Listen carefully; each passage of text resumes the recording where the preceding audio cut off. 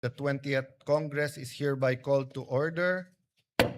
May we request former Senate President Minority Leader Senator Vicente C. Soto to lead the chamber in prayer. Heavenly Father, we come before you today with humble hearts, seeking your presence, your wisdom, and guidance. In these challenging times for our nation, we ask that you shine your light upon every heart and every decision made in the service of the Filipino people. Lord, we pray for integrity to prevail over dishonesty, for humility to overcome pride, and for truth to silence deception. May those entrusted with leadership walk in righteousness, accountability, and genuine concern for the common good. Grant us the courage to do what is right, even when it is difficult. And dear God, give us wisdom to choose what is just over what is convenient. Protect our institutions and our nation from the influence of evil, corruption, greed, division, and selfish ambition. Father God, guard every mind and heart against temptation and guide all public servants to become instruments of peace, fairness, and compassion.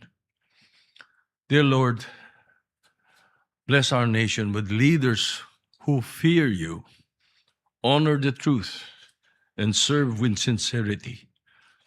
Let justice, integrity, and loyalty for our country and to the Constitution rise above all personal interests.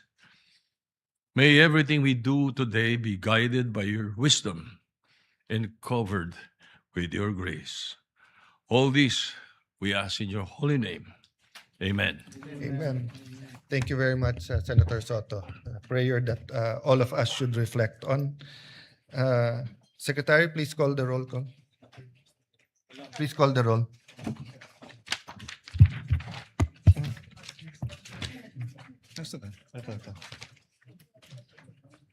Roll call of members. The Honorable Senator Aquino, Senator Cayetano Pia, Senator De La Rosa, Senator Ejercito, Senator Escudero, Senator Estrada, Senator Gatchalian, Senator Go, Senator Ontiveros, Senator Lacson, Senator Lapid, Senator Ligarda, Senator Marcoleta, Senator Marcos, Senator Padilla, Senator Pangilinan, Senator Soto, Senator Tulfo Erwin, Senator Tulfo Rafi, Senator Villanueva, Senator Villar Camille, Senator Villar Mark, Senator Zubiri, Senate President Cayetano Alan is present. With 22 senators present, the chair declares the presence of a quorum. Mr. Majority President. Leader. Thank you. Mr. President, before we proceed, may I just be allowed to respectfully acknowledge some guests from the gallery? We have guests of our Senate President, Alan Peter Cayetano, Mayor Sammy Co of Pagadian City, who's here with us, guests of Senator Mig Zubiri, may kababayan, the pride of Bulacan, Mr. Juanito Torres, a well-known artist from the great town of Pulilan, Bulacan. He's also with us. Guests of this representation, Mr. President, Councilor Jervy Cruz of Nampicuan, Nueva Ecija. He was the UAAP men's basketball most valuable player, Mr. President, from the UST Growling Tigers. We welcome all of them in this August chamber, Yes. Mr. President. Thank you for being with us today. Majority Leader. Thank you, Mr. President. At this juncture, I move that we dispense with the reading of the Journal of the 64th Session, May 18, 2026 and consider the same as approved. Any objection? Hearing none, the motion is approved. Mr. President, I move that we proceed with the reference of business.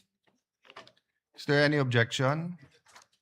There being none, the motion is approved. The Secretary will now read the items in the reference of business. Bills on first reading. Senate Bill number 2126, an act establishing the National Measurement Institute of the Philippines and appropriating funds therefore by Senator Lapid.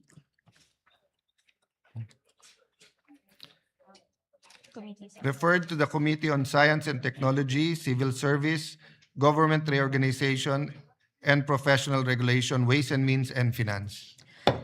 Senate Bill number 2127, an act extending the corporate life and expanding the powers of the Philippine International Trading Corporation, amending for the purpose PD number 1071, otherwise known as the Revised Charter of the Philippine International Trading Corporation by Senator Lapid.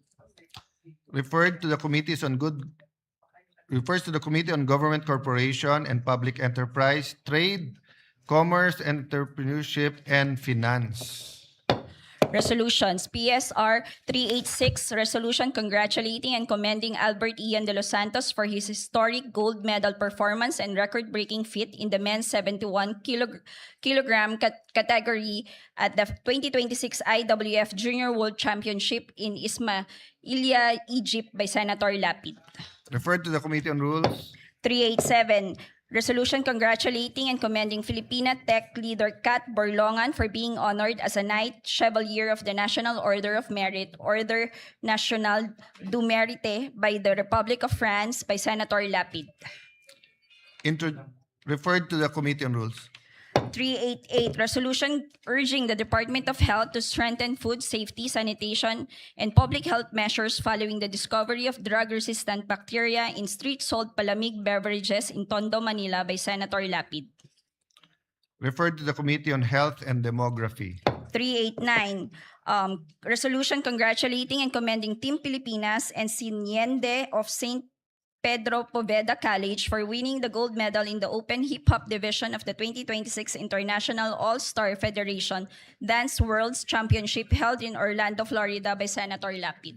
Referred to the Committee on Rules. 390, resolution urging the Land Transportation Office to conduct a comprehensive study on the implementation of programs promoting the use of reflective and high visibility gears during nighttime to enhance road safety and prevent accidents nationwide by Senator Lapid. Referred to the Committee on Public Services. 391, resolution congratulating and commending Regine Velasquez Alcacid for being named as the first ever Woman of the Year by Billboard Philippines by Senator Lapid. Referred to the Committee on Rules.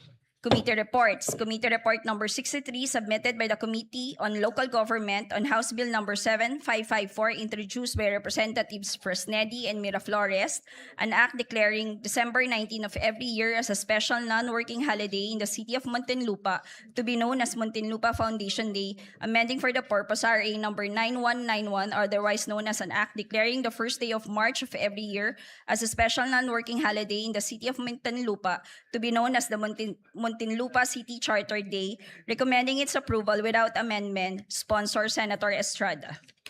To the calendar for ordinary business. Committee report number 64, submitted by the Committee on Local Government on House Bill number 7555, introduced by Representatives Tolentino and Miraflores, an act declaring September 6 of every year as a special non-working holiday in the municipality of Mendez Nunez, province of Cavite, to commemorate its founding anniversary, recommending its approval without amendment. Sponsor, Senator Estrada.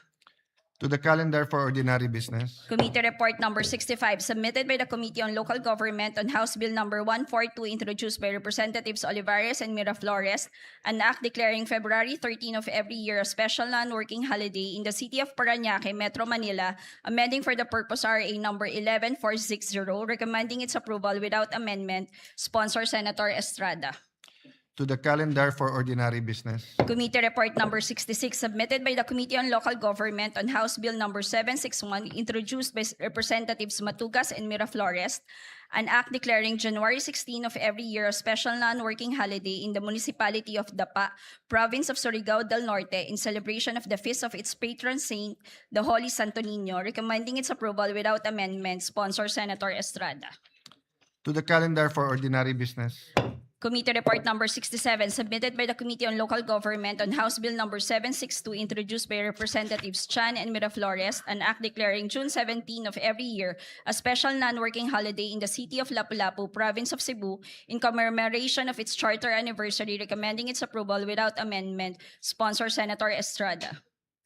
To the calendar for ordinary business. Committee Report number 68, submitted by the Committee on Local Government on House Bill 1510, introduced by Representatives Yap E. et al., an act declaring July 15 of every year a special non-working holiday in the whole Cordillera Administrative Region in commemoration of its founding anniversary, to be known as Cordillera Day, recommending its approval without amendment. Sponsor Senator Estrada.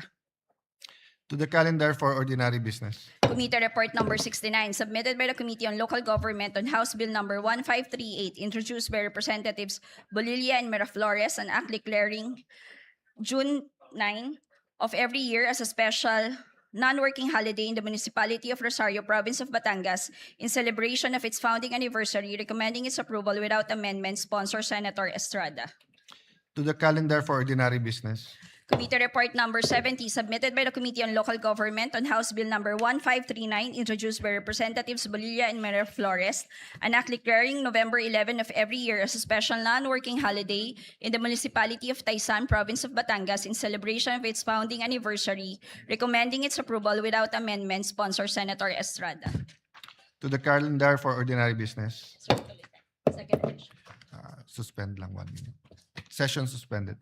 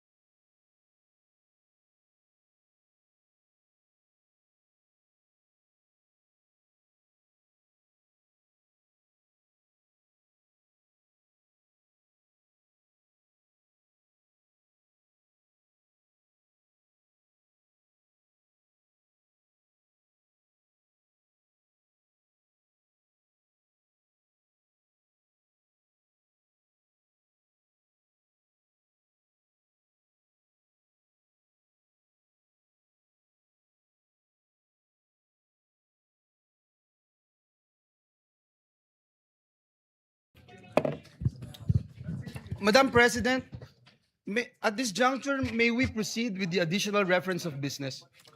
Please proceed. Additional reference of business message from the House of Representatives. Letter from the House of Representatives informing the Senate that on May 5, 2026, it passed the following House bills in which it requests the concurrence of the Senate. House Bill number 8466, an act instituting the National Land Use Policy, providing the implementing mechanisms, creating for the purpose the National Land Use Commission, and appropriating funds therefore. Referred to the Committees on Sustainable Development, Goals, Innovation, Futures Thinking, and Finance. 8647, an act strengthening and expanding the Pantawid Pamilyang Pilipino program, amending Republic Act number 11310, otherwise known as the Pantawid Pamilyang Pilipino Program Act. Referred to the Committees on Social Justice, Welfare, and Rural Development, and Finance. 7704, an act expanding the prohibited acts of discrimination against women on account of sex, amending for the purpose PD number 442, otherwise known as the Labor Code of the Philippines as amended. Referred to the Committees on Labor, Employment, Human Resources, Development, Women, Children, Family Relations, and Gender Equality. 8461, an act granting the Katikbak Enterprise, San Pablo City Incorporated, a franchise to construct, install, establish, operate, and maintain radio and television stations in the Philippines. Referred to the Committee on Public Services. 755, an act establishing a district office of the Land Transportation Office in the city of Sagay, Negros Occidental. 2623, converting the Extension Office of the Land Transportation Office in Zamboanga City, Special Economic Zone, and Freeport into a district office and appropriating funds therefore. 3279, establishing a regular district office of the Land Transportation Office in the municipality of Viga, province of Catanduanes, and appropriating funds therefore. 4477, establishing the LTO office in the municipality of Taytay, province of Palawan, and appropriating funds therefore. 8609, upgrading the LTO district office in the city of Batac, province of Ilocos Norte from Class D to Class C and appropriating funds therefore. 8610, expanding the registration and issuance of licenses in the Pasig District Office of the LTO and appropriating funds therefore. 8611, upgrading the District Office of the Land of the LTO in the municipality of Naval, province of Biliran from Class D to Class B and appropriating funds therefore. Referred to the Committees on Public Services and Finance. 1866, establishing the Camarines Norte First District Engineering Office of DPWH in the municipality of Labo, province of Camarines Norte, renaming the existing district engineering office in the municipality of Daet as the Camarines Norte Second District Engineering Office and appropriating funds therefore. 2206, creating a district engineering office in the 6th Legislative District of the province of Batangas and appropriating funds therefore.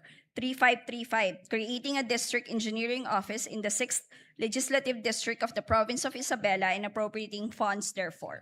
Referred to the Committees on Public Works and Finance. 8497, naming the entire stretch of the Santander Barili Toledo National Road traversing barangays San Sebastian, Colase, Dalahican, Tangbo, Bonbon, Poblacion, and Suba in the municipality of Samboan through barangays Mantalongon, Tubod, Dakit, Kalubihan, Patupat, Azucena, Santa Ana, Poblacion, and Maghanoy, Kingbuangan, Sayao, Minolos, and Giwanon in the municipality of Barili, province of Cebu as the Pablo P. Garcia Highway.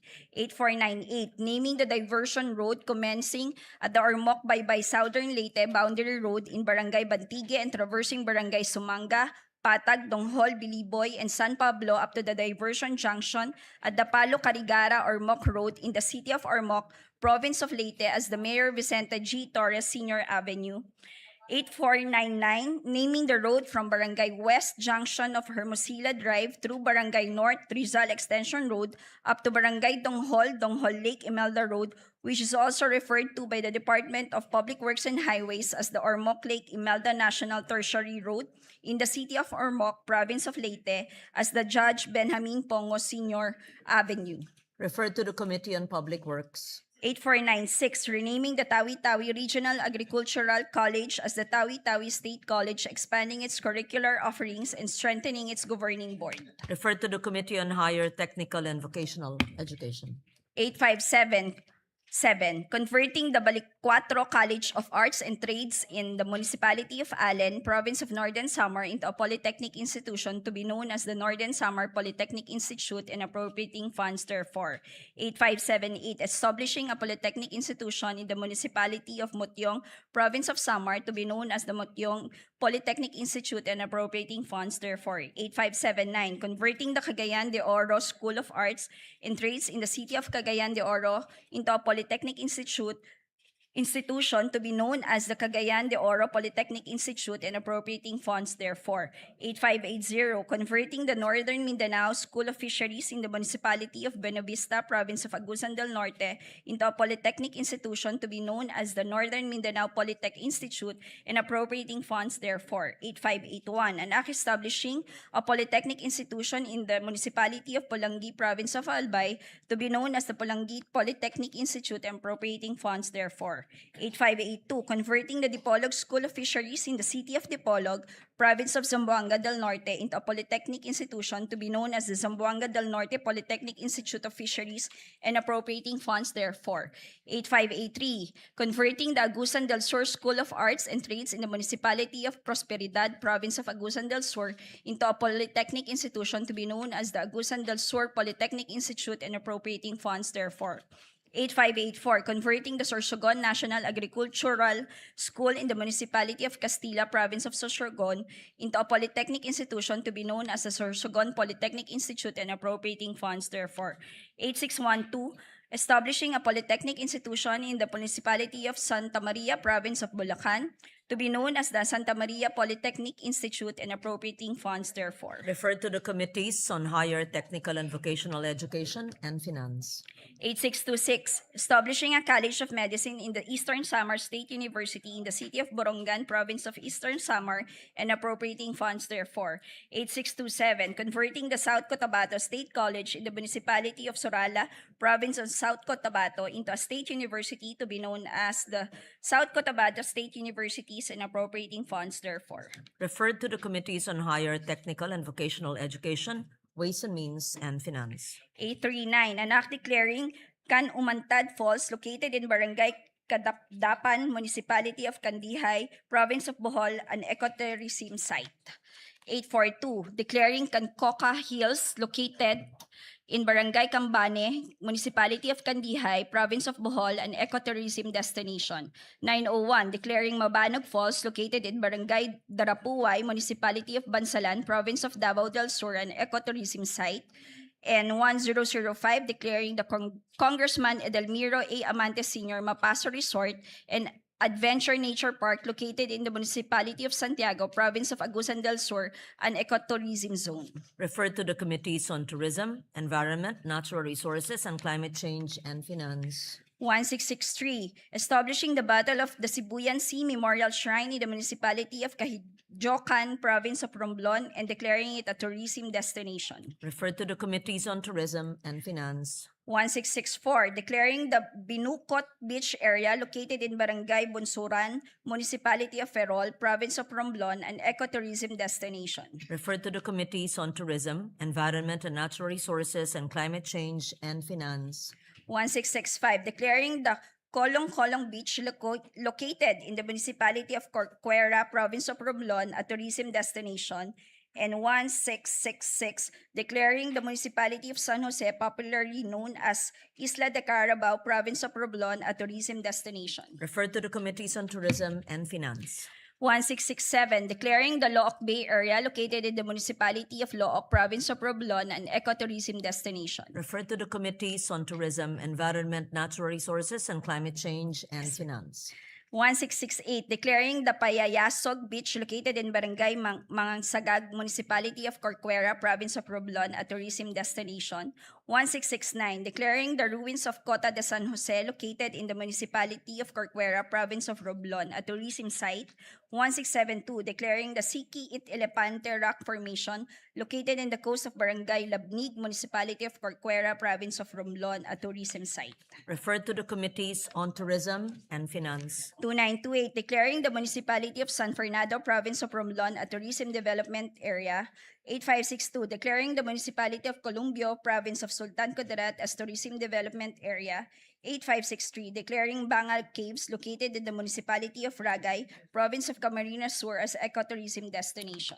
Referred to the Committees on Tourism, Environment, Natural Resources, and Climate Change, and Finance. 8564, declaring Barangay Managa in Sitio Balutakay, municipality of Bansalan, province of Davao del Sur as a farm tourism destination. Referred to the Committees on Tourism and Eight- Finance. 8565, declaring the Pasig Islet located in Barangay Bato, municipality of Santa Cruz, province of Davao del Sur as an ecotourism site. 8566, declaring Barangay Kapatagan in the city of Digos, province of Davao del Sur as tourism destination.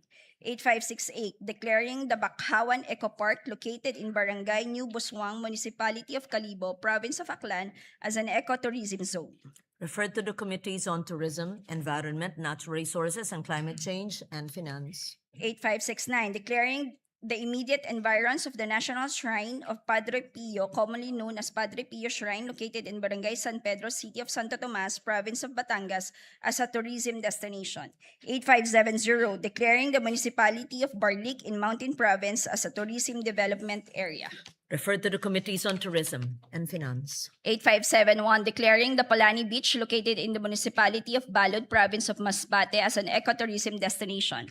8572, declaring the Bien Unido Double Barrier Reef and its immediate underwater environs of Bien Unido, province of Bohol as a tourism destination. 8573, declaring Ulot River in the municipality of Paranas, province of Samar, an ecotourism destination. 8574, declaring Sitio Pulacan of San Fernando Barangay, City of Talisay, Negros Occidental as an ecotourism zone. 8575, declaring the Agusan Marsh located in the municipalities of Talocogon, San Francisco, Rosario, Bunawan, Loreto, La Paz, and Veruela, all in the province of Agusan del Sur as an ecotourism zone. Referred to the Committees on Tourism, Environment, Natural Resources, and Climate Change, and Finance. 8621, upgrading the Kalinga Provincial Hospital in the city of Tabo, province of Kalinga into a Level 3 regional hospital to be known as the Northern Cordillera Regional Medical Center and appropriating funds therefore. 8622, establishing in the city of Valencia, province of Bukidnon, a multi-specialty hospital and research center to be known as the Bukidnon Farmers Research and Medical Center and appropriating funds therefore. And 8623, renaming the Jose B. Lingad Memorial General Hospital in the city of San Fernando, province of Pampanga, to Jose B. Lingad Medical Center, increasing its bed capacity from 1,000 to 1,500 beds, upgrading its professional healthcare services and facilities, authorizing the increase of its medical personnel and appropriating funds, therefore repealing for the purpose RA number 11359. Referred to the Committees on Health and Demography and Finance. 8457, granting a legislative franchise to Cagayan 1 Electric Cooperative to construct, install, establish, operate, own, manage, and maintain a distribution system for the conveyance of electric power to the end users in the city of Tuguegarao and municipalities of Peña Blanca, Enriles, Solana, Amulong, Piat, Santo Niño, Tuwao, Rizal, Igig, Alcala, and Bagao, province of Cagayan. 8458, granting a legislative franchise to Isabela 1 Electric Cooperative to construct, install, establish, operate, own, manage, and maintain a distribution system for the conveyance of electric power to the end users in the cities of Kawayan, City of Santiago, municipalities of Angandanan, San Guillermo, Ramon, San Mateo, San Isidro, Alicia, Etiague, Cordon, Jones, San Agustin, Cabatuan, Luna, and Reyna Mercedes, province of Isabela. 8459, granting a legislative franchise to First Candaduanes Electric Cooperative to construct, install, establish, operate, own, manage, and maintain a distribution system for the conveyance of electric power to the end users in the municipalities of Bagamanok, Baras, Bato, Karamoran, Kigmoto, Pandan, Panganiban, San Andres, San Miguel, Viga, and Verac, Catanduanes. And 8460, an act granting a legislative franchise to Occidental Mindoro Electric Cooperative to construct, install, establish, operate, own, manage, and maintain a distribution system for the conveyance of electric power to the end users of Magsaysay, San Jose, Rizal, Calintaan, Sablayan, Santa Cruz, Mamburao, Abra de Ilog, Paluan, province of Occidental Mindoro. Referred to the Committee on Public Services. Madam President, if I may. Majority Leader. Thank you. Madam President, before we proceed, may I just be allowed to recognize some guests from the gallery? Guests of Senator Ligarda, Regional Director John Montero of BJMP Region 6, and Mr. Sergio Dava Jr. of the Provincial Government of Antique. Also, guest of this representation is Kasim Mirza from the University of Santo Tomas. We welcome all of them in this August chamber. We welcome you to the Senate. Madam President, having closed the period of interpellation, may I be allowed to respectfully move that we resume consideration of Senate Bill number 1511 under Committee Report number 15. This is the bill strengthening the protection of parents against hospital detention. I so move, Madam President.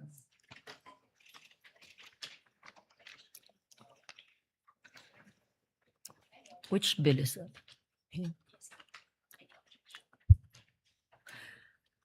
Any objection? Hearing none, the motion is approved and consideration of the said measure is now in order. Please proceed. Thank you, Madam President. This juncture, I move to open the period of individual amendments and with the consent of the body, may we recognize, Madam President, Senator Risa Ontiveros and to propose, not proposing na. Oh, the chair, the sponsor of the measure, Senator Risa Ontiveros, to propose amendments, Madam President. I so move. We recognize Senator Risa Ontiveros for the period. Is this committee amendments? This is individual amendments, Madam President. Individual amendments? Yes. But Senator Ontiveros is a sponsor. Yes, Madam President. Please proceed. Thank you, Madam President. Madam President, I thank Senators Sherwin Gatchalian, Joel Villanueva, and Robin Padilla for their proposed amendments, enhancing the provisions of Senate Bill 1511, or the Enhanced Anti-Hospital Detention Act. Page 1 amendment from Senator Gatchalian. On page 1, line 12, after the conjunction or, delete the word carers and replace with the word caregivers. I so move, Madam President. No objections? It's adopted. Thank you, Madam President. Page 2 amendments. I Yes, see Madam Senator Pia The lady Cayetano. from Taguig and Patera, Senator Pia Cayetano, is seeking the floor. May I move that she be recognized, Madam We President? recognize Senator Pia Cayetano. Thank you, Mr. President, Madam President. Her Honor will recall that this representation waived our right to interpellate on the condition that we would be allowed to ask clarificatory questions during the period of the amendments. Does Her Honor recall? Yes, Madam President. Yeah. So what I'll do, Mr. President, is I'll just make a prefatory statement now because my amendment is actually in this line now, in line 13. So if with the permission of the sponsor, may I proceed? Yes, Madam President, by all means. Just to be clear about it, the amendment was accepted. Yes, And- I'm on the next. I'm on to And the we are next. on to the next, and we recognize Senator Pia. Thank you, Mr. President. So I'd like to put on record that this bill that Her Honor is sponsoring is an amendment to the bill that I sponsored and that became law over a decade ago. I don't even remember the year. Do we remember the year? I just want to put it on record kung gaano katagal na yon and how we appreciate that Her Honor is chairman of the Committee on Health at the time that she was handling this. 2007, so 19 years ago na. It honestly feels like maybe 6 years ago, but it's 19 years ago. So it is high time, and I thank the sponsor for taking the time to revisit this law. Even after we passed it, we received many reports on how the situation of yung detention of patients has improved, but then we would still continue to have to intervene many times because this situation still kept coming up. So this representation is thankful that we have the opportunity to strengthen this law even further. And so, as I mentioned, I requested for the opportunity to ask clarificatory questions, and in the interest of time and ease of to make it easier to make for everyone to engage to contribute to the amendments, I will also make my observations and clarificatory questions, which is necessary for the amendments I'm going to make in a timely manner. So on that note, Madam President, my amendment is still on page 1, and that is why I stood up now. It is on line 13. So I will read the provision for everyone's understanding. And of course, if we have, we don't really need it naman. It's not a complicated line, but I just want to explain the nature of my amendment. So the existing provision with the amendment of Senator Gatchalian reads, it shall also be unlawful to detain the relatives, representatives, or caregivers of such patients, as well as the newborn child in the case of maternity patients. So that is where my question is. On line 13, there is reference to the newborn child. What I'd like to point out, Madam President, is that does Her Honor think there is a need to indicate and to insert the proper descriptive lines whether the newborn child is fully or partially recovered or may have died? Because this is a phrase that is found in the previous paragraph with reference to a patient, and I read, this is the existing provision. The detention of patients who have fully or partially recovered or have been adequately attended to or may have died.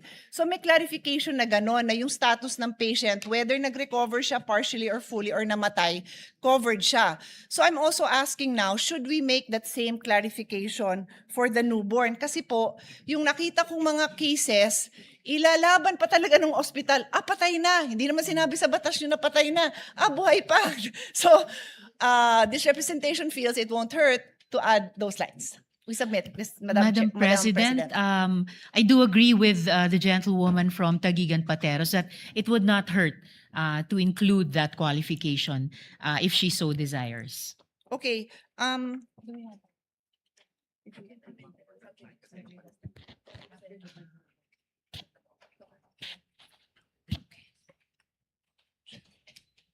Then we will make the amendment, Madam President. I can get back to Her Honor. It's a very simple line naman, so let me just propose it. We can proceed so we don't delay, and then I'll get back to this line. Yes, Simple Madam lang President. naman. It will I will be ask my legis staff as well to formulate Yes, of course. this. I would just like to clarify. Before this, we accepted the amendment, and this will be another sentence, the next sentence.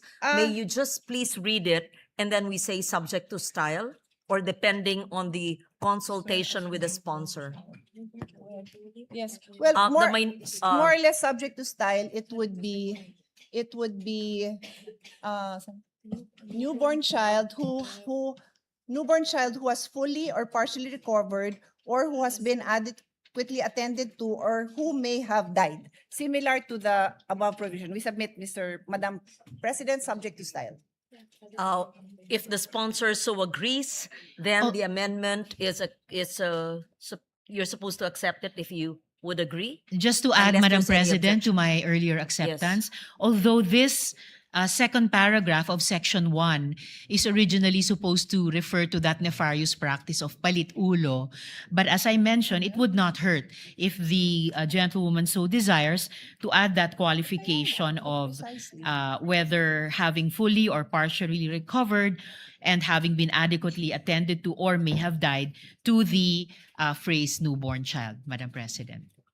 It is therefore accepted by the sponsor. It is accepted, Madam Subject to President. I just style. made of record that the original focus of this paragraph was that palit ulo practice. That is clear. But just to be clear, the focus doesn't change. This amendment instructs, strengthens that whether buhay po or patay na po, covered, hindi nila pwedeng, it strengthens the right That of is understood. the mother to Yes.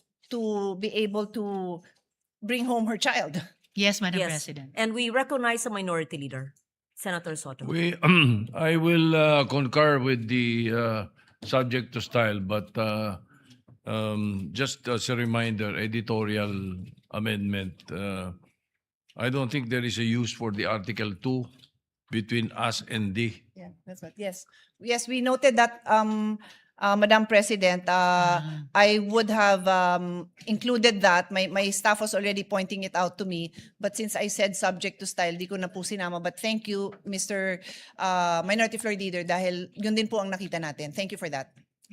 We thank the minority leader for that. We proceed. Madam Sponsor. Yeah, yes, Madam President. Thank you. On moving now to page 2 amendments. First from Senator Gatchalian. On page 2, line 12. Madam President, Yes, I have Madam an President. anterior amendment. Mine, Madam President, is on line 6. And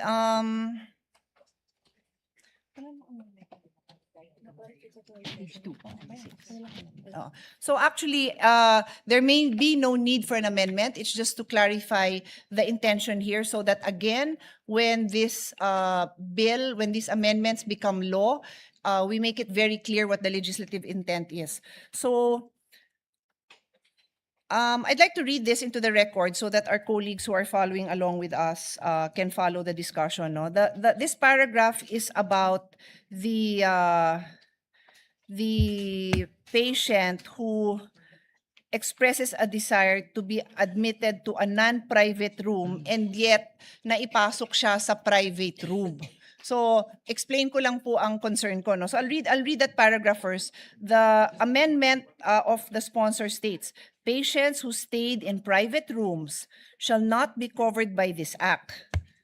So, ibig sabihin, hindi ka pwede mag-avail ng itong anti-detention kung nasa private room ka. Unless the said patient, notwithstanding one's expressed desire to be admitted to a non-private room, was admitted to a private room for the following reasons. A, no non-private room is available in the hospital, medical city, etc. B, the physician or other medical professionals of the hospital, medical clinic, or other facility deemed it to be in the best interest of the patient to be admitted. So the observation and the legislative intent that I want to put on record is on letter B, na kaya naipasok sa private room ang pasyente dahil yung doktor niya or other professional, medical professional of the hospital or health center deemed it in the best interest of the patient to be admitted. Yun ho ang intention, tama ba, Madam Sponsor? That's right, Madam President. Okay. And so, what this representation would like to emphasize now is that the legislative intent for the physicians overriding the desire, the expressed desire of the patient to be put in a non-private room is only for purpose of showing that in this case, that patient will be allowed to avail of the non-detention of this law. They can avail of this law. In other words, we are not liberalizing or changing the rule that the patient's desires will always govern. A doctor, medical professional cannot override a patient's desire in other cases. Limited to dito sa topic ng non-hospital detention. Tama ho ba, Madam Sponsor? Yes, Madam President. One bill, one topic. Yes. So yun lang naman, again, to put it there, because minsan nako-quote yung bill, alam nyo naman, nako-quote, tapos hindi naman yan yung intention natin dito. So nagkakasundo po tayo ng sponsor. Yun lang po. Thank you very much. Thank you. Yes. What is the next amendment of Senator Pia? Just for my Yes, clarification. we recognize the minority leader. Yes, thank you, Madam President. Just for my clarification. So kapag ikaw ay nasa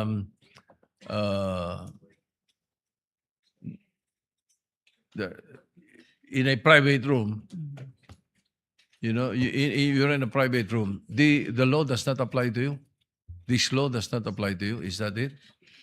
That is right, Madam President. So Kung nasa non-private room ka, ano babayaran mo ron? Di ba wala ka naman talagang babayaran doon? Sa private room kami babayaran eh. it's actually the So case. why are we Sorry, exempting Minority Leader. them? It's actually the case po, Madam President, good Minority Leader, that even patients po na-admit halimbawa sa mga ward, sa mga basic accommodation, kahit sila po ay nag-a-accrue po ng out-of-pocket expenses. Yes, I Opo, agree. Madam So, President. kaya hindi pa pwede this law is very important for them. Ano? Gusto nga natin to. And it's a variation of the original law by Senator Pia Cayetano. But then again, ang understanding ko in the language is kapag ikaw ay sa private room, they can detain you pag hindi ka makabayad. The intent, Madam President, is that in the contexts and under the conditions specified in this bill at dinagdagan po natin from the original law, may recourse po yung pasyente under this law.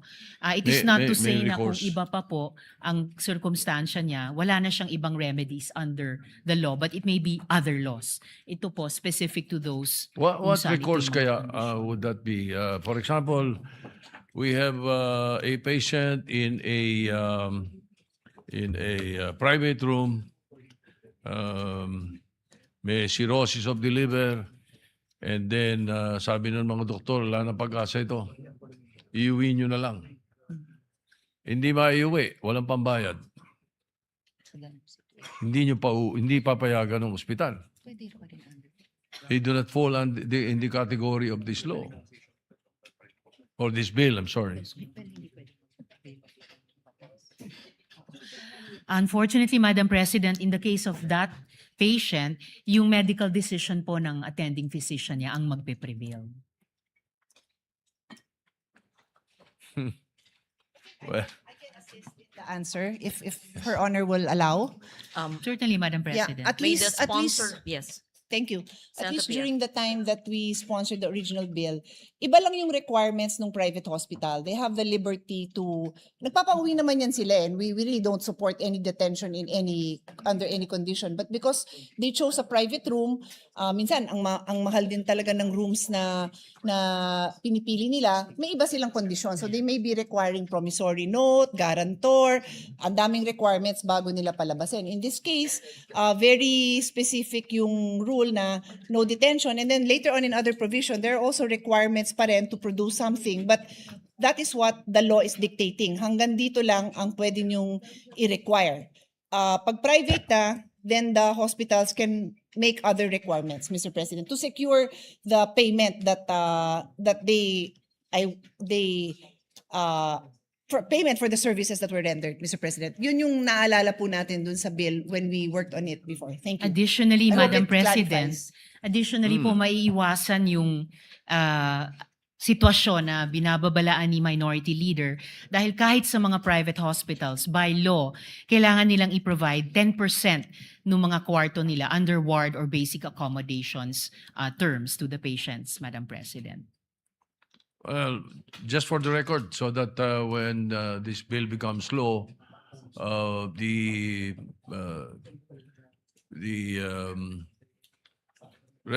not resolution, but the explanation of the sponsors, I'll place on record. So just in case it is questioned on this particular issue. And the I point just of the wanted to minority place that leader on is the record. protection on the part of those availing Yes, of so the those who cannot pay. who Anyway, cannot pay, but in a yes. private room. We just Yes. wanted to place it on record.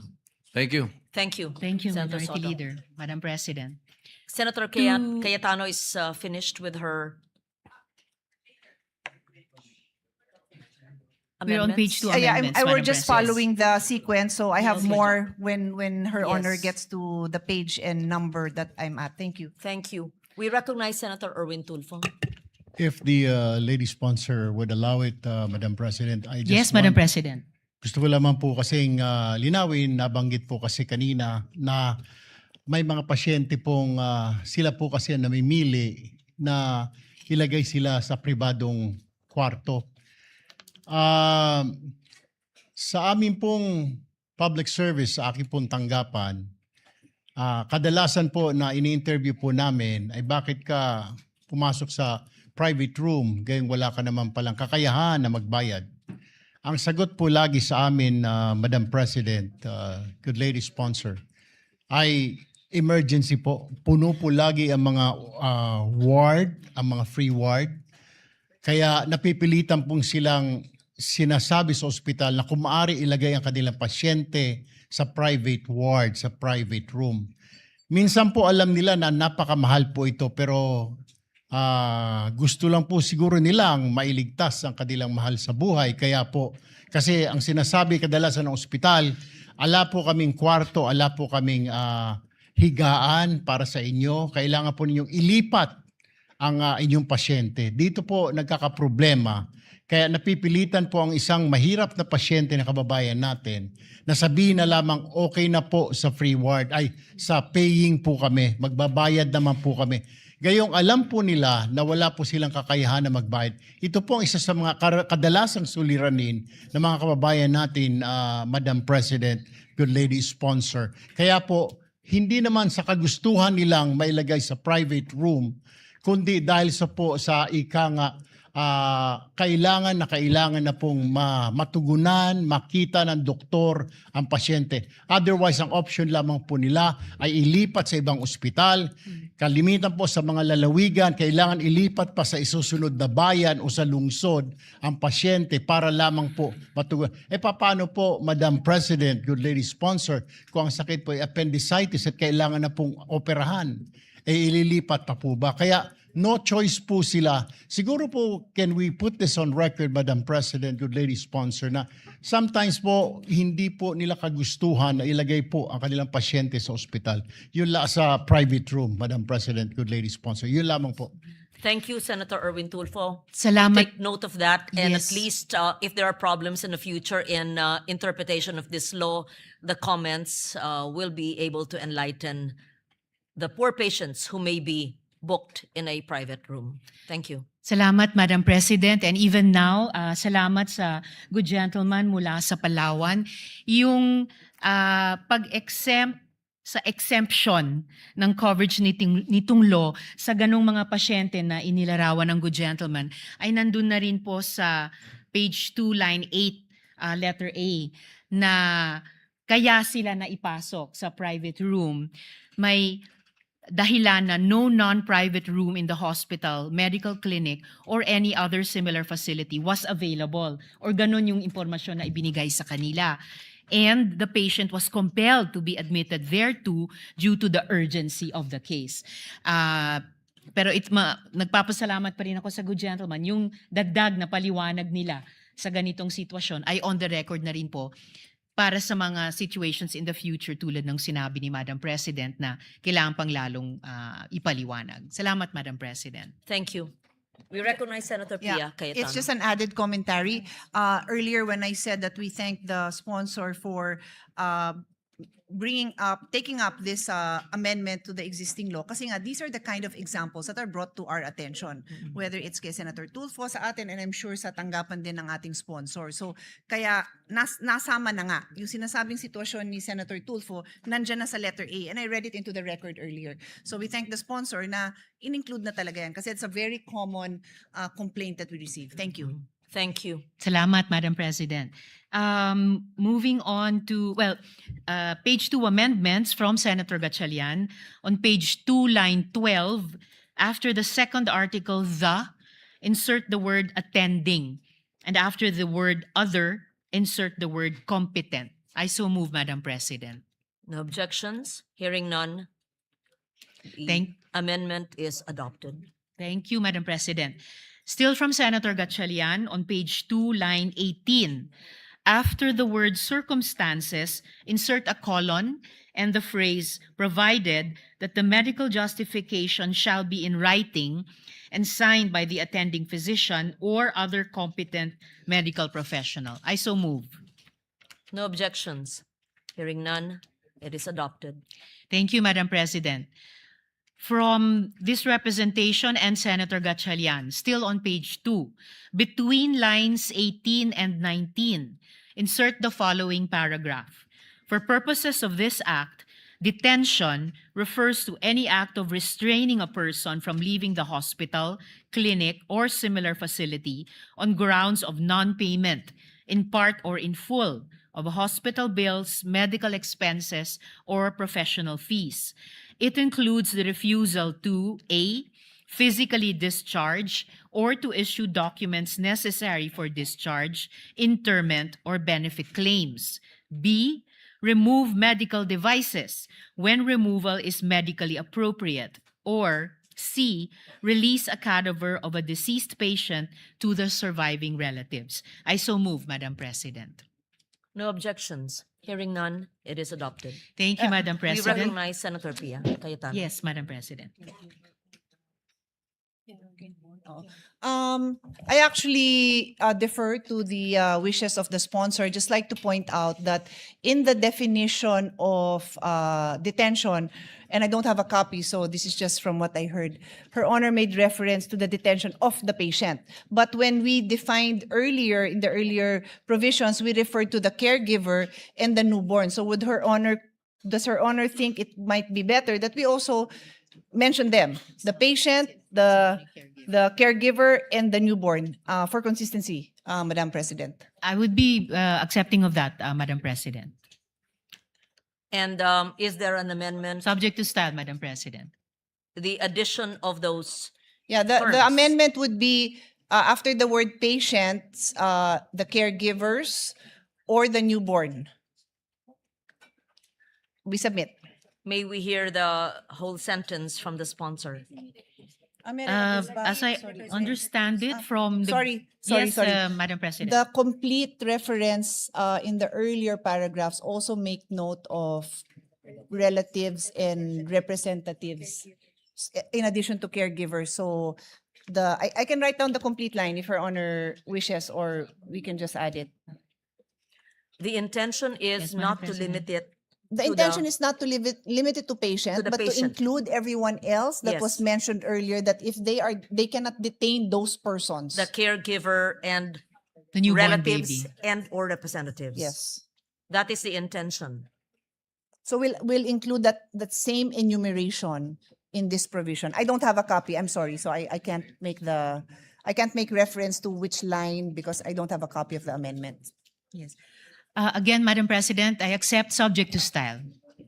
Thank you, Senator Cayetano. Thank you, Madam Sponsor. Thank you, Madam President. And just for the record, Madam President, the proposed amendments clarify and strengthen the definition of detention by expanding coverage beyond physical restraint to include indirect or administrative acts that prevent or delay lawful discharge or release. The revisions also broaden the scope of covered facilities expressly, and here this speaks to the concern of the gentle lady from Taguig Pateros, expressly include caregivers and deceased patients and clarify prohibited acts such as withholding discharge documents, delaying cadaver release, or refusing medically authorized device removal. These changes close interpretative loopholes, align the definition with actual detention practices, such as palit-ulo, and strengthen patient protection consistent with the intention of RA 9439. Moving on, Madam President. Sorry. Yes, Madam Yeah. President. Again, this issue is so close to my heart, so I'm just randomly thinking of other situations. Did Her Honor, or for that matter, any of our colleagues, come across situations where yung gamit nung pasyente hindi nire-release? Kasi tinatanong ko yung staff ko ngayon, parang meron ding ganon. So baka we should consider that even the belongings, because it could, imagine now that people bring their laptop, yung mga long staying doon, baka may dala pang, di naman refrigerator, pero baka may dalang, pwede may nagpapasok ng refrigerator now that I remember.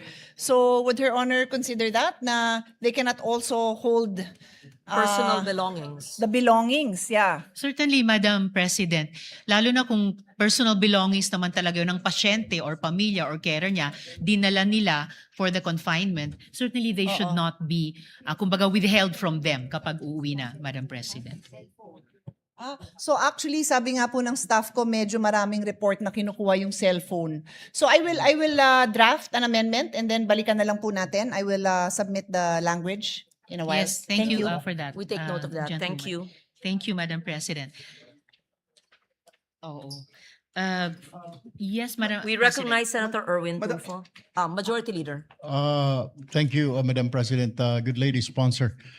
Nais ko lamang pong idagdag sana kung wala pa po dito, ay nabanggit po kasi ng ni Senadora Pia na yung mga laptop at cellphone. May mga nangyari na rin po na kukunin na lamang po ng tatay o ng asawa yung pasyente sa ospital at wala pong pambayad, pinapaiwan po yung kanyang hanap buhay.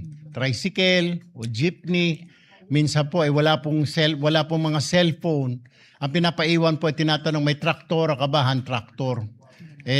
No choice po kundi gagawin po ng pasyente, ng asawa o ng tatay, iiwan po ang kanyang pangkabuhayan. Jeepney, tricycle driver, tricycle, traktor, hand tractor, Madam President, good lady sponsor. So, just in case kung wala pa po, baka pwede isama na ho natin. Wag naman, na hanap buhay po yun eh. May lalabas niya nga po yung kanyang anak, asawa, subalit yung kanyang pangkabuhayan naman po ay mawawala. Thank you, Madam President. What is the amendment of Senator Tulfo then? Gusto ko po sanang maisama po ito How kung do we phrase it? kung isama na rin po Yes. doon sa amendment Livelihood? po. Opo, na kay Senadora Pia, yung livelihood. Wag naman pong alisin yung livelihood, Madam President. And so we would include personal belongings and livelihood? Is that what the sponsor would agree to? Again, Madam President, probably subject to style, but I fully recognize the not just concern but real situations na inilalarawan ng good gentleman mula sa Palawan. Kaugnay nung dati ring mga or kasalukuyang practices na pinapipirma ng promissory note at kailangan may collateral. Paano nga po kung walang collateral or maika-collateral yung tao na aabot pa hanggang sa mga kagamitan para maghanap buhay. So this amended law is intended or amendatory bill is intended to prevent such situations. So I would be open to adding language reflecting the concern raised by the good gentleman. Thank you. Madam President, Yes, if I may. Majority Leader. Madam Yes. President, we have been talking about the proposed amendment of the distinguished gentleman from Palawan, and right now, Senator Pia and our minority leader are coordinating with each other with the right word that will be introduced later on. So we would like to put that into the records. Madam President, if I may I just move for a minute suspension? Session suspended.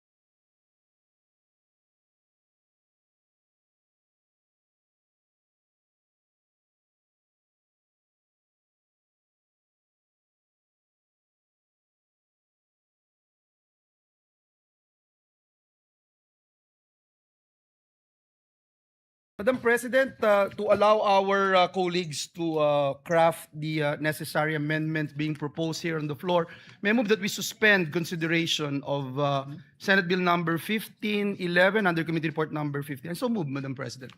Any objections? Hearing none. The period of amendments on the measure is suspended. Thank you, Madam President. Madam President, with the consent of the body, I move that we transfer from the calendar for ordinary business to the calendar for special orders House Bill number 6639 under Committee Report number 61 and House Bill number 6644 under Committee Report number 62. These are bills granting Philippine citizenships. I so move, Madam President. Any objection? Hearing none. Motion is approved. Madam President, I move that we consider the aforementioned House bills. I so move, Madam President.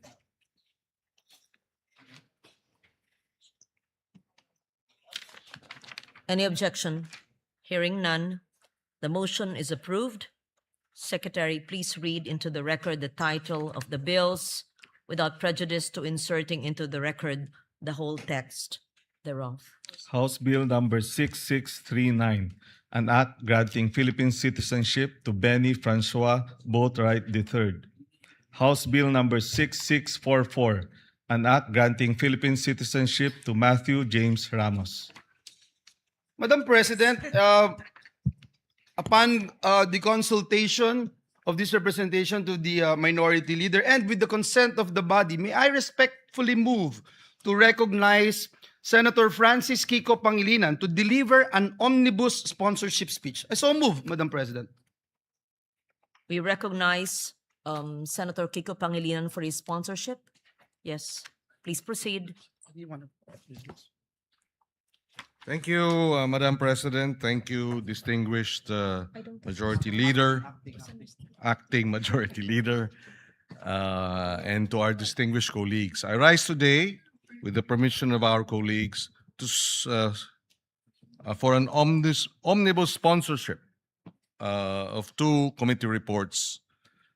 Committee Report number 61 in consideration of House Bill 6639, granting Philippine citizenship to Benny Francois Boatwright III, and Committee Report number 62 in consideration of House Bill number 6644, granting Philippine citizenship to Matthew James Ramos. These measures correspond to Senate Bill 5095, authored by Senate President Alan Peter Cayetano, Senator Pia Cayetano, and Senator Bongo, granting Philippine citizenship to Benny Boatwright, and Senate Bill number 1613, authored by Senator Bongo, granting Philippine citizenship to Matthew James Ramos.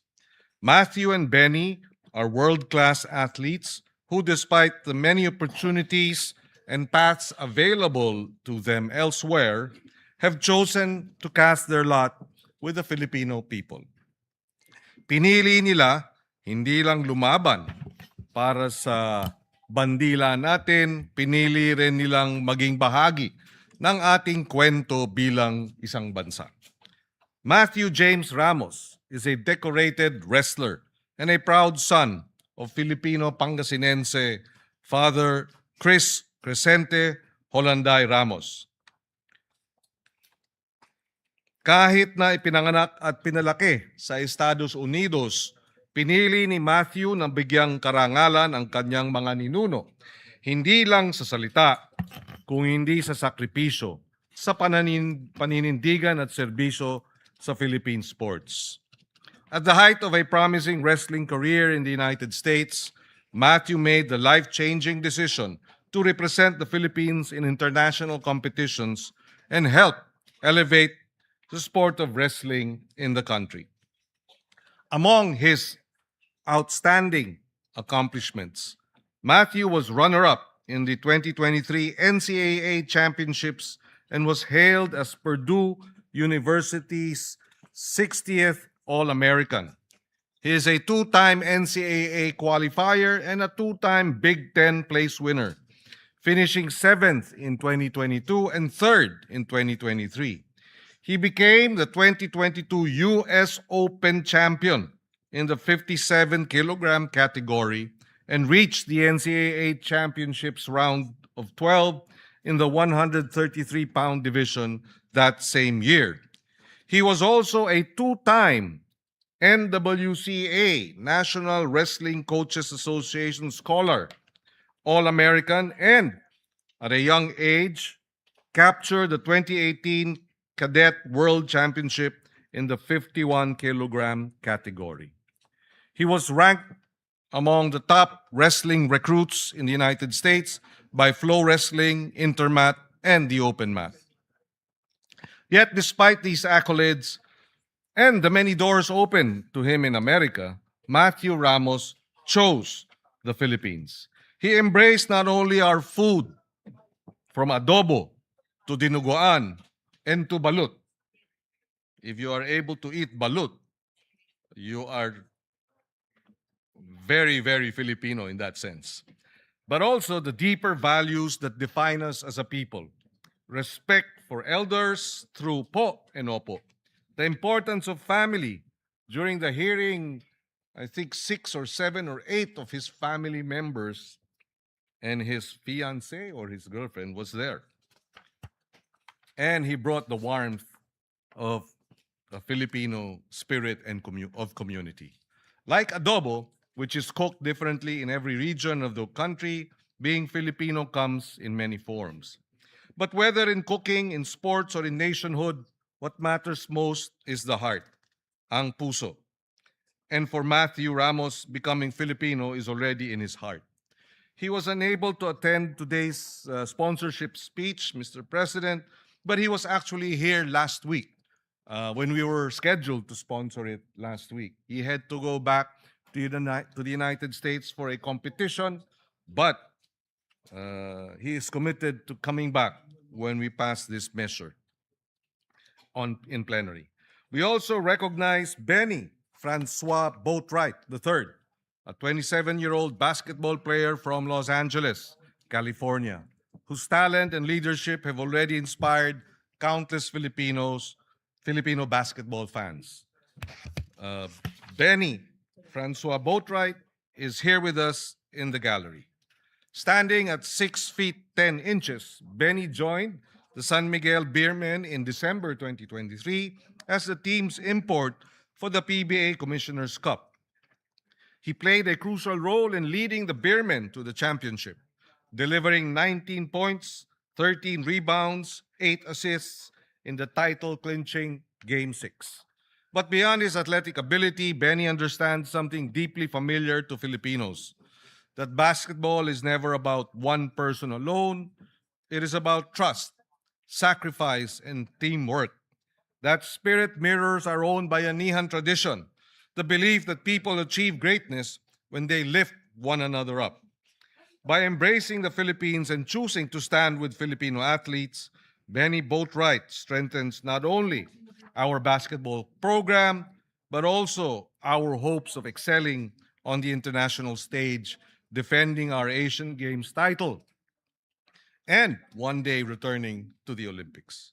In recognizing the sincere desire of Matthew James Ramos and Benny Francois Boatwright III to become Filipinos, these bills seek to honor not only their achievements as athletes, but also their genuine commitment to our flag, our people, our culture, and our nation. For citizenship is not defined solely by jus soli, meaning right by birthplace, or jus sanguinis, meaning right by blood. As people have moved since the beginning of time, citizenship is also defined by the right by choice. Citizenship is also defined by choosing to carry the Philippine flag with pride and honor before the world. Mabuhay ang pinipili ang Pilipinas, mabuhay ang nagmamahal sa Pilipinas, mabuhay ang Pilipinas. May we request our colleagues, we urge them to support this measure and its immediate passing. Maraming salamat, Mr. President. Thank you, Senator Pangilinan. Majority Leader. Madam President, the gentleman from San Juan, Senator Jinggoy Estrada, would like to deliver his co-sponsorship speech. I move that he be recognized, Madam President. Senator Jinggoy Estrada is recognized. Thank you, Madam President. Madam President, distinguished colleagues, I'm honored to co-sponsor the bills granting Filipino citizenship to two remarkable athletes to wit. House Bill number 6639 under Committee Report number 61, entitled An Act Granting Philippine Citizenship to Benny Francois Boatwright III, and House Bill number 6644 under Committee Report number 62, entitled An Act Granting Philippine Citizenship to Matthew James Ramos. The said bills are reported out by the Committee on Justice and Human Rights under the able leadership of its chairperson, Senator Francis Kiko Pangilinan, the best friend of Senator Robin Padilla. Mr. Benny Francois Boatwright III is a 29-year-old professional basketball player born in Los Angeles, California. He stands at 6 feet 10 inches. He has demonstrated an immediate and powerful impact upon joining the San Miguel Beermen in December 2023 for the PBA Commissioner's Cup. His exceptional skill and leadership were instrumental in leading the Beermen to the championship crown, securing the title after tallying 19 points, 13 rebounds, and 8 assists in the crucial Game 6. This performance quickly earned the admiration of Filipino fans. His naturalization will pave the way for him to play for the national basketball team Gilas Pilipinas.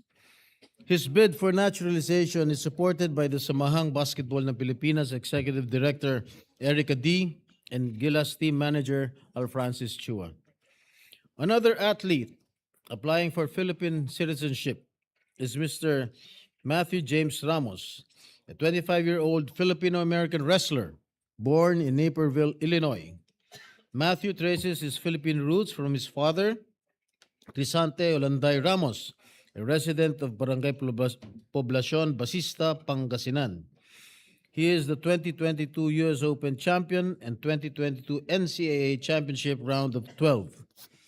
Matthew has expressed his earnest intention to become a naturalized Filipino citizen in order to proudly represent the Philippines in international wrestling competitions. His desire to carry the Philippine flag on the global stage reflects not only his personal affinity for his Filipino roots, but also his commitment to contribute to the nation's sports development. Granting Filipino citizenship to Benny Boatwright and James Matthew Ramos serves as a recognition of their dedication, exemplary talent, and earnest desire to represent the Philippines in international competitions. As a staunch advocate of basketball and sports in general, this representation has been continuously supporting measures that will improve the conditions of Filipino athletes and to make them globally competitive dahil sama-sama tayong nangangarap na makita ang Philippine sports, basketball man o wrestling, na umangat sa buong mundo. With this, Madam President, this representation supports the granting of Philippine citizenship to both Benny Francois Boatwright III and Matthew James Ramos. Thank you, Madam President. Thank you, Senator Jingoy Estrada, Majority Leader. Oh, Senator Pia Cayetano will deliver a co-sponsorship speech. Thank you, Madam President.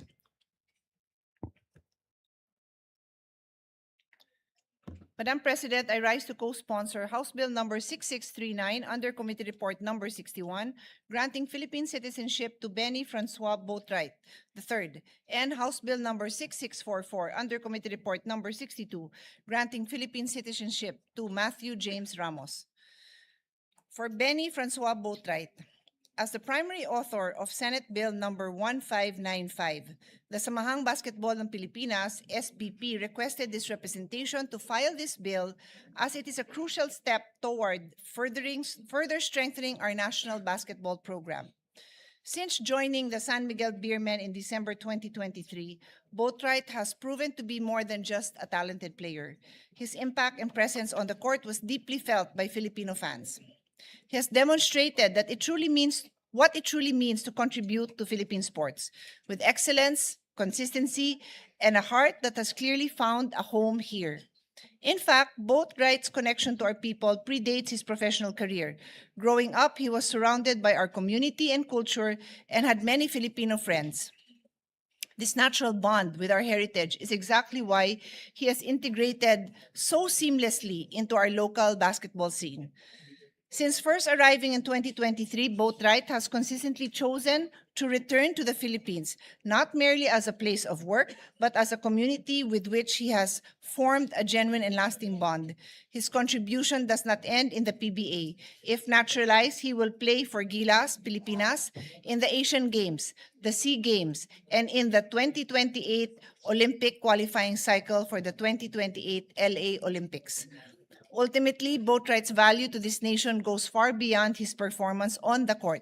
His genuine love and affection for our people, our culture, and even our food is something that cannot be coached.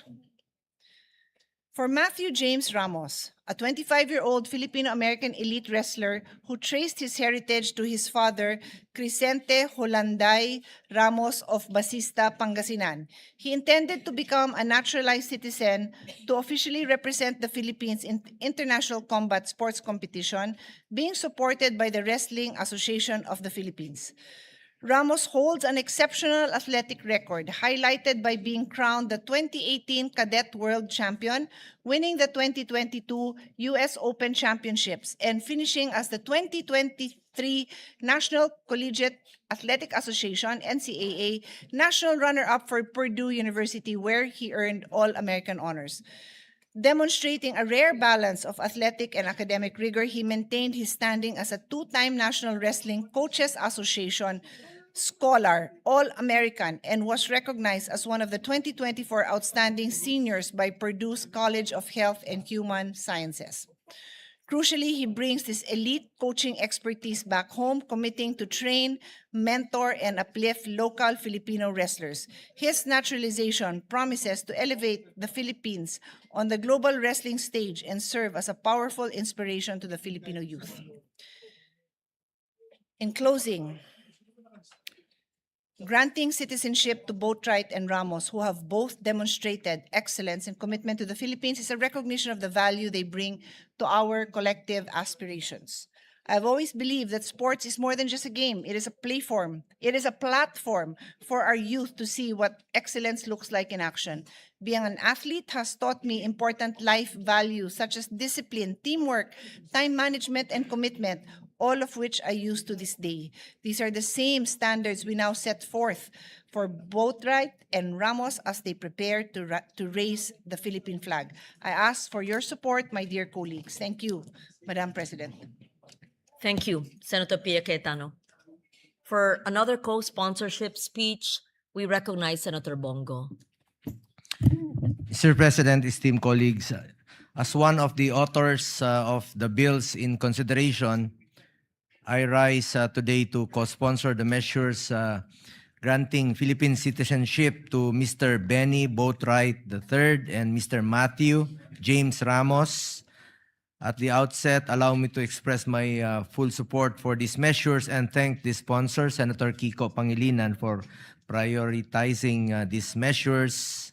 The grant of Philippine citizenship through is a power recognized under our Constitution and exercised by Congress in favor of individuals who have shown not only merit and competence, but also a sincere commitment to serve the Filipino nation. Citizenship is more than a legal status. It is a bond of loyalty, responsibility, and shared purpose.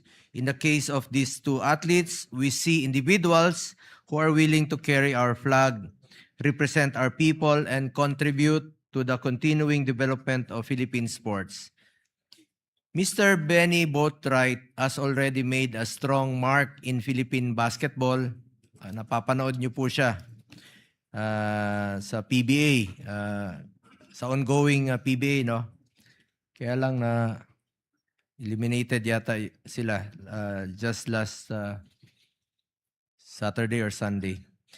But anyway, since joining the San Miguel Beermen in 2023 PBA Commissioner's Cup, he has shown exceptional talent, professionalism, and leadership on the court.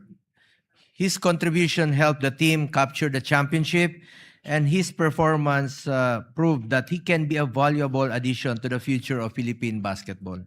As a potential naturalized player for Gilas, Pilipinas. Yun po ang pinaka kulang ngayon natin, no? Since yung mainstay natin sa Gilas, Pilipinas na naturalized player na si Justin Brownlee ay hindi na rin po bumabata. Kailangan natin ng batang naturalized player. Mr. Boatwright brings size, skill, discipline, and experience that can strengthen our national team in international competitions. Pareho sila ni Brownlee. May mga 3 points shooting rin po ito. Magaling sa 3 points. His possible inclusion will not only improve our competitiveness, but will also contribute to our long-standing dream of seeing the Philippines stand proudly among the best basketball nations in the world. Lalong-lalo na po ngayon na napanalunan po natin ang first ever gold since 1962. After 63 years tayo nanalo muli sa Asian Games nung 2023 Asian Games. And we are now the defending champion. Paalala ko lang po kay Mr. Boatwright, as you take on this role, I mean, just a reminder to you, you are expected to maintain your health and fitness at all times. Be always fit. Being part of the national team is not just an opportunity, it is a responsibility that calls for dedication, sacrifice, and excellence.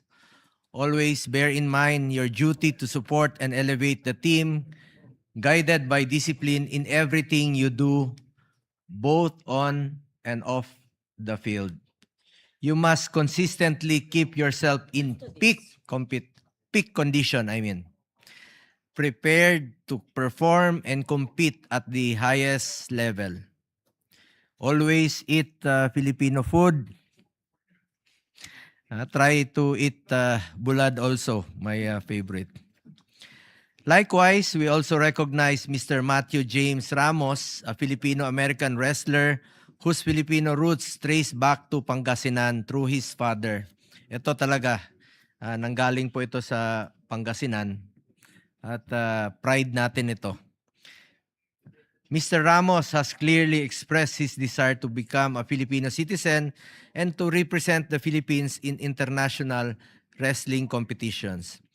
This desire is not only merely symbolic, it reflects his respect for his Filipino heritage, his connection to our people, and his willingness to bring honor to the country through his chosen sport. Napakaganda po yung kanyang naging desisyon na muli na to represent the Philippines. With athletes like Mr. Ramos, we have an opportunity to further develop the sport, which will open more doors for Filipino wrestlers and raise our standing in regional and international tournaments. Mr. President, as chairperson of the Committee on Sport, I believe that our duty is not only to support athletes who already bring honor to the country, but also to strengthen the systems and opportunities that will allow Philippine sports to grow. The naturalization of Mr. Boatwright and Mr. Ramos forms part of this broader effort. It allows us to build stronger national teams, expand our national talent pool, and inspire young Filipinos to dream bigger, train harder, and believe that they too can represent the country with pride and excellence. These measures are not simply about granting citizenship to two deserving individuals. They are also about investing in Philippine sports and recognizing those who are ready to serve and honor the Filipino flag. Thank you po, Mr. President. Thank you po, Madam President. Thank you very much, Senator Bongo. Majority Leader. Madam President, to allow our colleagues to further study the measure, I move that we suspend consideration of the aforementioned bills. I so move, Madam President. Any objection? Hearing none. Motion. Senator Mig Zubiri, our former Senate President, is seeking the floor. I move that he be recognized, Madam President. Recognize Senator Migsubiri. Thank you, Madam Tita Ganda of the Senate. Nice to see you smiling, former Yes, I Senate President had Zubiri. a lack of sleep yesterday, Madam President. That's why I was not up to speed with what was happening. But anyway, Madam President, on the, I just wanted to raise not an issue. I am fully supportive of these two gentlemen that will be taking their, hopefully, their oath as Filipino citizens. But one of them happens to be a son of a Filipino, Mr. Ramos, the wrestler. And I was talking to my colleagues, or my dear friend Alvin Aguilar is here from the Wrestling NSA. We're together with the NSA. He's for wrestling and I'm for Arnis. And I was saying to Senator Kiko Pangilinan that he was used to be the chairman of the Committee on Justice, that maybe we can make an amendment, or we can have amendments to the dual citizenship law. Kasi kung automatic na dapat kung yung nanay mo o tatay mo ay Pilipino, bakit pang dadaan sa ganitong proseso? Dapat automatic. Under the old law that Senator Frank Drilon passed, apparently there was a timeline, like a cutoff date, that everybody who had who are older and like they're already adults that wanted to be Filipino citizens again, or be dual citizens, there was a cutoff date. I think it's about time we revisit that law, Madam President, to our colleagues that are listening today, whoever will be the chairman of the Committee on Justice, and let us amend it. Let's just make it automatic. Because I was in Japan recently, I met a lot of OFWs who were not able to apply their online or their dual citizenship because nga of that cut-off date. I think, Madam Chair, it's a time that we revisit the law, and so as long as you can prove that your mother or your father is Filipino, automatic yung pagbigay po ng dual citizenship. We take Thank you. note of that, Thank you and very much. this representation would be happy to support a bill. I just asked now the Secretariat, there is no amendment to the dual citizenship law, and if they can help us draft a amendment to the dual citizenship, then perhaps Senator Subiri can be one of the principal authors of the measure. We'll do that. Thank you. Thank you. Thank you. Majority Leader.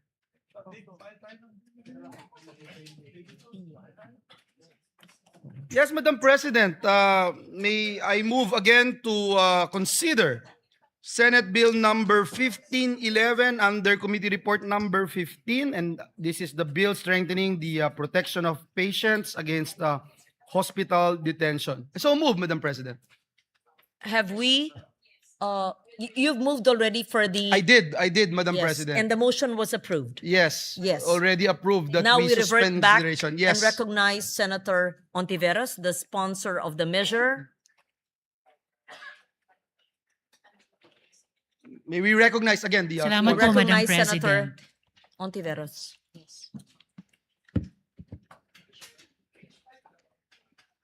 Salamat po, Madam President. If I may, Madam President, pending confirmation from the gentlewoman from Tagigan Pateros, if my proposed formulation of the questions she raised and about which she will formulate an amendment is already acceptable to her, may I seek the permission of Yes. Madam President to proceed with the amendments of Senator Gatchalian? Please proceed. We Thank you. recognize Senator Pia Cayetano as well. All right, Madam President. Yes, Madam President, dear sponsor, on page 2, between line 18 and 19, the amendments which included this representation's amendment to the amendment to include patient, relative, representative, caregiver, and new caregiver is accepted, except that some words are plural and some words are singular. So may Her Honor just choose, will we go with singular or plural? Thank you. So subject We to will style, go with approved, plural, subject Madam to style. President, and subject to style, Madam President. So thank you, Madam President. Senator Cayetano is done with her amendments. Yes. Uh, all right. I will read the whole text, Madam President, as amended. Okay. So if I may proceed, Madam President? We, session suspended. Yes, Madam Yes, President. minute suspension.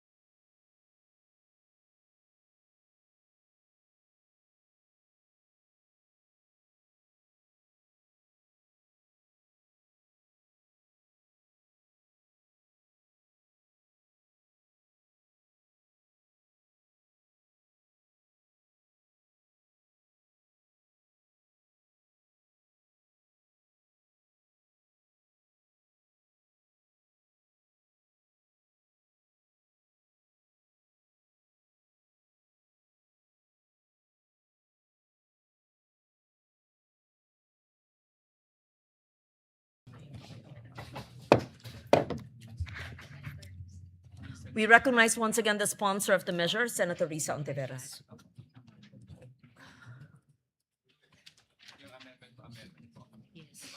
Na-approve na yung kanina. Ito. Thank you, Madam President.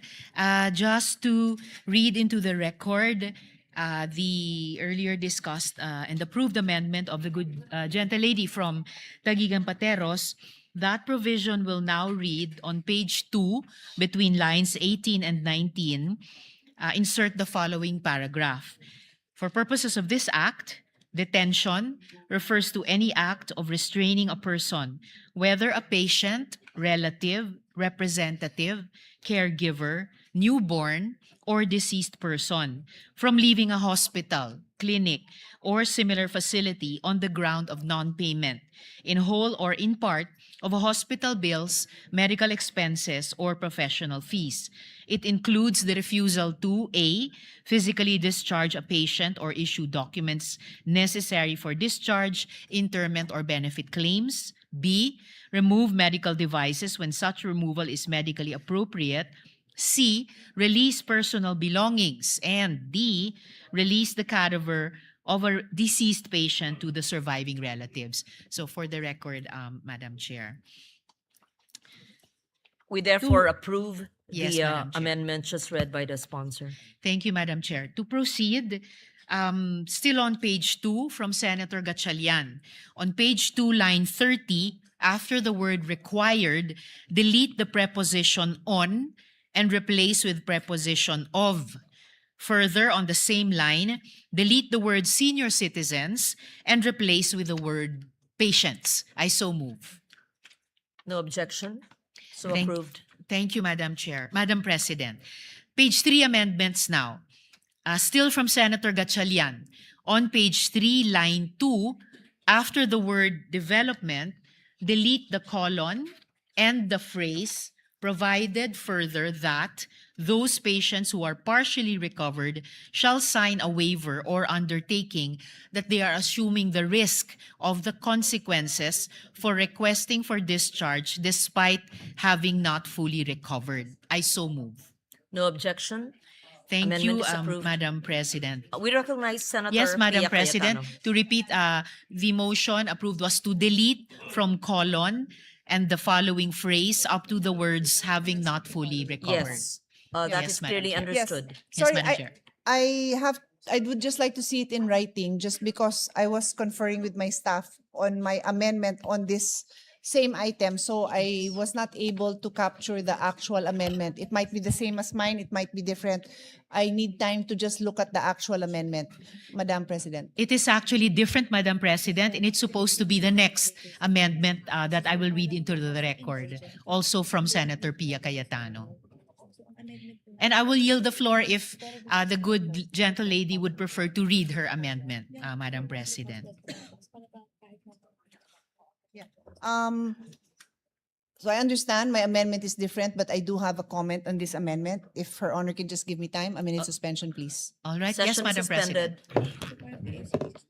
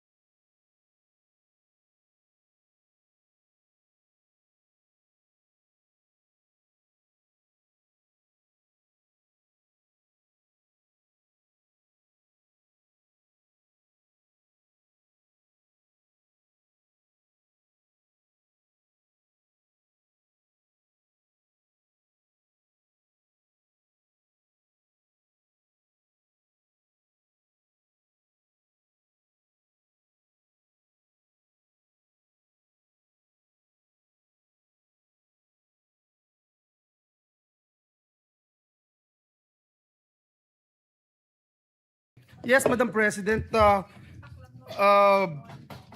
as agreed upon by our minority leader and the members present here today in this plenary, may I just respectfully move that we suspend consideration of Senate Bill number 1511 under Committee Report number 15 with the commitment that this will be tackled first as first item tomorrow, Madam President. I so move, Madam President. No objection? Hearing none, the consideration of the measure is hereby suspended until tomorrow. Thank you, Madam President.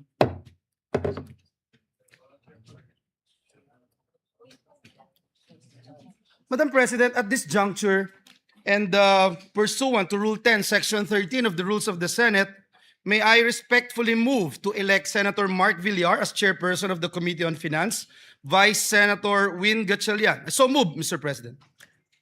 Any objection? Hearing none, motion is approved. Thank you, Madam President. Madam President, I move that we adjourn the session until 3 o'clock in the afternoon of Wednesday, May 20, 2026. So move. Any objection? Hearing none, session is adjourned until 3 o'clock in the afternoon of Wednesday, May 20, 2026.